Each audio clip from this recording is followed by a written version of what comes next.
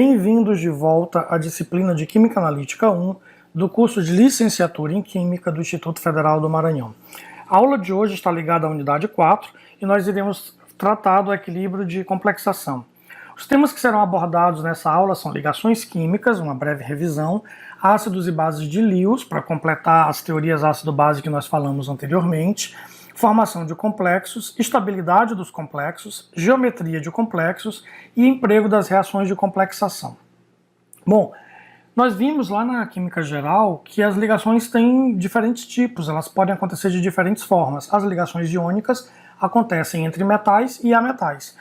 Pauling definiu que a gente pode considerar uma ligação iônica quando ela acontece entre átomos que têm uma diferença de eletronegatividade maior do que 1,7, ou seja, eu pego a eletronegatividade de um átomo e a do outro, faço a subtração. Se isso der maior do que 1,7, então a ligação é iônica. Claro que a vida dos químicos não é tão fácil. Então a gente tem casos aí, como por exemplo a ligação de carbono e bromo, que o ΔE, aí a diferença de eletronegatividade é menor do que 1,65, mas ela é considerada levemente iônica. Bom, então, nesse caso, nas ligações iônicas, a gente diz que há uma transferência de elétrons, né? Esse elétron de um átomo é doado completamente para um outro átomo, que vai ficar então negativo, enquanto que aquele que doou fica positivo. E quando a gente tem uma ligação desse tipo, a substância formada ela tem um íon fórmula. Então, o íon fórmula é o que representa a substância formada por ligações iônicas. Então, o NaCl é a íon fórmula do cloreto de sódio. Então, aqui uma figura, né, representando isso. O sódio doa um elétron para o cloro, então o sódio fica positivo e o cloro negativo, isso vocês já conhecem bem. Bom, quando a ligação é covalente, não existe essa transferência completa de um elétron para o outro átomo. Então, né, geralmente a gente observa esse tipo de ligação entre ametais, mas isso não é sempre verdade. Então, nesse caso, a diferença de eletronegatividade entre os dois átomos deve ser menor do que 1,7. Como eu disse, a vida dos químicos não é fácil e a gente tem várias exceções. Uma boa exceção, né, é o ácido fluorídrico. A ligação entre o hidrogênio e o flúor, ela está ali em torno de 1,78, é um pouco menor do que 1,78, mas é considerada uma ligação covalente. Então, né, embora exista uma diferença de eletronegatividade maior do que 1,7, a gente considera ela covalente porque os elétrons não são completamente transferidos, na verdade. Eles são compartilhados entre os dois átomos envolvidos nessa ligação na forma de pares eletrônicos, né? Então, a principal teoria que existe para justificar esse tipo de ligação é a regra do octeto, ou seja, os átomos tendem a parecer com o gás nobre que está no mesmo período que eles, né? Ou no imediatamente anterior a eles. Então, de modo geral, a regra do octeto ela explica a grande maioria das ligações covalentes, mas também existem exceções. Quando a gente tem substâncias formadas por ligações covalentes, a gente chama isso de uma molécula. A molécula, então, é a fórmula das substâncias formadas por ligações covalentes, enquanto que a fórmula das substâncias formadas por ligações iônicas é o íon fórmula. No caso da fórmula das moléculas, das substâncias formadas por ligações covalentes, a gente chama de molécula. Como H2O é a molécula da água. Bom, e as ligações coordenadas, então, onde é que elas entram nisso tudo? Elas acabam acontecendo quando o átomo já satisfez a regra do octeto, mas ele tem pares de elétrons livres, enquanto que um outro átomo tem uma necessidade de um par eletrônico. Então, um átomo que está já atendendo a regra do octeto tem elétrons livres, que não estão formando nenhuma ligação covalente. Esses elétrons livres, então, que estão disponíveis, eles podem ser compartilhados, exatamente como uma ligação covalente normal. Só que o outro átomo é o que está carente de elétrons, então ele não entra na colaboração. Aquele átomo que está completo, ele empresta o par eletrônico e fica compartilhando esse par eletrônico aí. Então é importante lembrar que isso não neutraliza cargas eletrônicas. Se eu tiver íons envolvidos, essas cargas eletrônicas elas continuam existindo, né? Elas devem ser somadas ou subtraídas, dependendo dos sinais, mas elas não são neutralizadas por ligações coordenadas. Então, existe um número máximo de ligações que cada átomo pode receber. Isso é chamado de número de coordenação.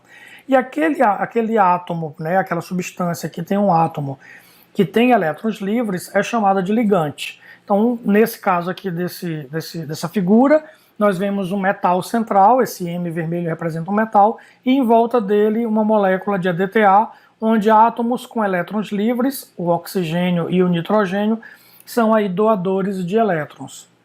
Então, esse tipo de ligação é baseada na teoria de ácidos e bases de Lewis. É interessante porque nessa teoria de Lewis, a gente não precisa obrigatoriamente trabalhar em meio aquoso, quando nas duas teorias anteriores, tanto a de Arrhenius como a de Bronsted e Lowry, as reações aconteciam em meio aquoso. E aqui na teoria de Lewis, elas podem ou não acontecer na presença de água. Então, bases são aqueles entes químicos que podem doar um par eletrônico. E o ácido, então, é aquele que pode receber esse par eletrônico. A gente está vendo aí, por exemplo, um íon de oxigênio e um óxido, né, o trióxido de enxofre. Então, esse íon oxigênio doa um par eletrônico para esse trióxido de enxofre e forma um íon chamado de sulfato.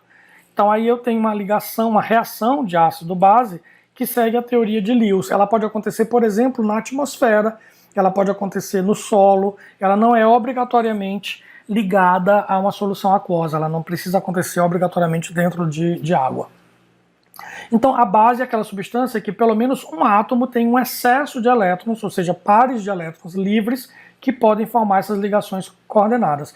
Essas substâncias são chamadas de nucleofílicas, porque elas são atraídas pelo núcleo que é positivo, já que ela é, né, eletricamente carregada, ela tem uma série de elétrons ali com cargas negativas. Já o ácido é uma substância que pelo menos um átomo precisa receber elétrons e a gente chama então de eletrofílico, porque ele sente a atração, né, ele é atraído eletrostaticamente por elétrons.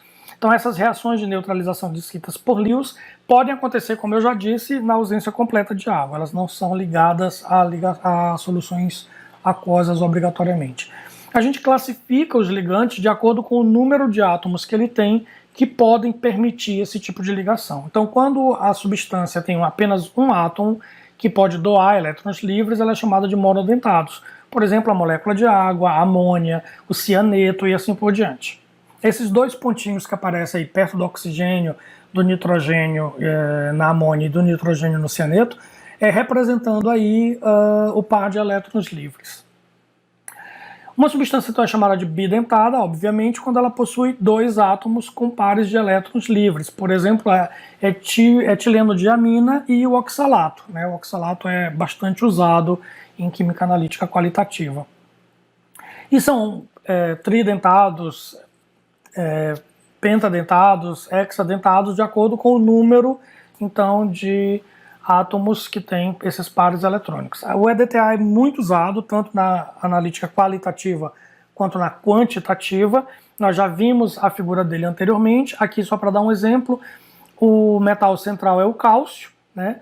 E eu tenho o EDTA aqui em volta, né, englobando esse átomo de cálcio, ligando-se a ele através desses átomos aí que tem esses pares eletrônicos livres.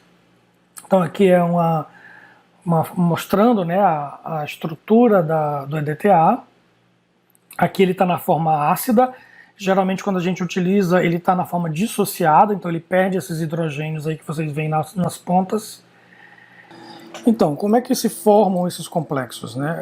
Eles são substâncias que existem independentemente, mas que ao se juntarem, ao se encontrarem, eles reagem por essa doação do par eletrônico do ligante para aquele átomo que precisa de elétrons. Um bom exemplo é o sulfato de cobre, que reage com 4 moléculas de amônia e vai formar o sulfato de tetraaminocuprato. Então essa nova substância, ela existe, ela surge, porque os elétrons disponíveis na amônia vão interagir, né, vão ser compartilhados com o cátion cobre que compõe esse íon fórmula que é o sulfato de cobre. Bom, ele também pode acontecer entre cátions, entre moléculas ou entre ânions, dependendo da existência aí desses pares eletrônicos livres para serem doados. E essas ligações coordenadas, elas também são chamadas de dativas, né? Porque uma molécula, um átomo de uma determinada molécula, um íon, vai doar elétrons para formar a ligação covalente, que é compartilhada, então, sem receber nada em troca. Então, Então, esses ligantes, que são os doadores de elétrons, são chamados de quelatos quando eles possuem vários átomos que podem doar elétrons. A palavra quelato vem de quele, do grego, que significa uma garra grande de crustáceos. É como se fosse um caranguejo gigante que agarra o metal central. Então, um bom exemplo disso, né, seria a hemoglobina. Ela tem esse nome porque ela forma tipo um globo, né? A parte proteica forma uma estrutura globular e ela tem 4 grupamentos M. Esse grupamento, se a gente olhar ele mais de perto, vai ver que ele tem nitrogênios que fazem ligações coordenadas com o átomo central, que é o ferro. Só que o número de coordenação do ferro é maior do que 4. Então eu ainda consigo receber mais elétrons livres. Então esses elétrons livres que eu ainda consigo receber, que o ferro ainda consegue receber, vem da molécula de oxigênio. Cada molécula de oxigênio tem 2 átomos de oxigênio com pares de elétrons livres que podem fazer ligação coordenada. Então o ferro presente aqui no grupamento M da hemoglobina recebe essa molécula de oxigênio formando aí um complexo. Quando chega lá nas células, esse oxigênio é liberado para ser utilizado pelas células. Bom, esse número de coordenação que eu falei é a quantidade de ligantes que um átomo pode receber. Então, dependendo do tamanho desse átomo, ele pode receber um número maior ou menor de ligantes. Se ele é um átomo muito pequeno, não cabem muitos ligantes em torno desse átomo. E esse conceito do número de coordenação não depende do número de oxidação ou dos conceitos de valência, ou seja, eu posso ter átomos com diferentes números de oxidação, mais 1, mais 2, mais 5, mais 7, e ainda assim ele formar, né, complexos com mais ou menos ligantes. Isso depende muito mais do tamanho do átomo do que do número de valência ou do número de oxidação. Então os elementos que estão no primeiro período, eles têm número de coordenação igual a 2. Por quê? Porque eles são muito pequenos, eles têm apenas um nível preenchido, né, um nível da eletrosfera preenchido por elétrons. Então, como ele é um átomo pequeno, ele recebe menos ligantes. Os elementos do segundo período vão ter um número de coordenação 4, ou seja, vão receber até 4 ligantes. Os elementos que estão no terceiro e quarto período vão receber até 6 ligantes, então o número de coordenação é 6. E os elementos do quinto período têm aí um número de coordenação igual a 8. É claro que existem exceções, então o cobre e a platina têm número de coordenação 4 e a prata tem número de coordenação 2. Existem outras exceções, mas esses são metais que a gente trabalha bastante na analítica. Então a reação geral de formação dos complexos ela é descrita como o cátion reagindo com determinado número de ligantes para formar o íon complexo. E a constante, então, de formação desse complexo, que é chamada de constante de estabilidade, ela vai ser como nas constantes de equilíbrio anteriormente vistas. O complexo, então, dividido pela concentração dos reagentes. E se eu tenho várias etapas, é como a gente viu lá nos ácidos polipróticos. Então, por exemplo, o cobre, que nós já vimos aqui que tem número de coordenação igual a 4. Ele vai reagir com 4 amônias, entrando uma de cada vez em cada uma dessas etapas, tendo uma equação global formada pelo cobre 2+, recebendo 4 amônia para formar o tetraaminocuprato. Então o beta, nesse caso é um beta 4, vai ser a formação do complexo total, né, a concentração do complexo formado, o final, dividido pela concentração do cobre vezes a concentração da amônia elevada à quarta. Quem é beta? Esse beta então representa a constante global de formação desse complexo, onde cada constante parcial é dada por cada etapa. Então, um metal se ligando com um ligante vai ter um K1. Esse primeiro complexo se ligando no segundo ligante vai ter um K2, e assim por diante. Então, a constante global seria cada uma dessas constantes sendo multiplicadas, né? Então, se eu tenho tabelado cada uma das constantes parciais, eu consigo obter a constante global pela multiplicação dessas constantes. Então, como eu já falei, essa constante é chamada de constante de estabilidade, porque a reação que a gente está estudando é para formar o complexo. Como a gente sabe, essas reações são reversíveis. Então, o inverso seria quando eu tenho o complexo e ele vai formar os reagentes, que seria o cátion metálico e mais os ligantes. Então, nesse caso, eu chamo constante de instabilidade. Ela é o inverso da constante de estabilidade. Então, nós teremos aqui, como essa reação global mostra, né, o complexo se dissociando para formar uma primeira, né, liberar um primeiro ligante e um outro complexo, e aí quando esse complexo perde o último ligante, eu tenho uma constante de instabilidade 2, e cada uma dessas constantes seria o inverso da constante de estabilidade. Então a constante global de instabilidade é o inverso da constante global de estabilidade, ou seja, 1 sobre beta. E assim nós podemos trabalhar com essas equações, não importa se elas venham mostradas na forma de formação ou de dissociação desses complexos. Bom, para que servem esses complexos, Joselito?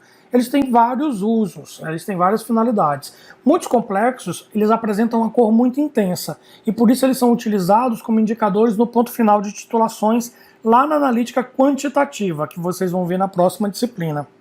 Eles também, em geral, são solúveis em água, então às vezes eles são utilizados para aumentar a solubilidade de uma determinada espécie no meio aquoso. Eles podem impedir a mudança de estado de oxidação. Por exemplo, o ferro 2, em presença de oxigênio, ele rapidamente se transforma em ferro 3.